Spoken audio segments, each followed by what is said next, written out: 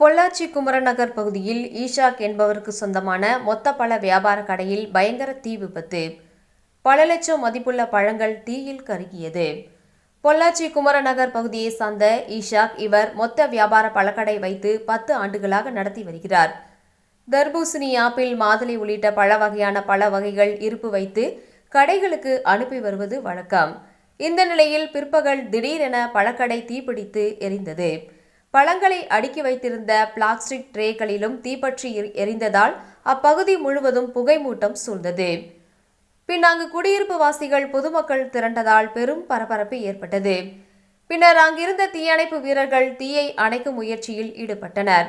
இதில் பல லட்சம் மதிப்புள்ள பழ வகைகள் முற்றிலும் எரிந்து சேதமானது.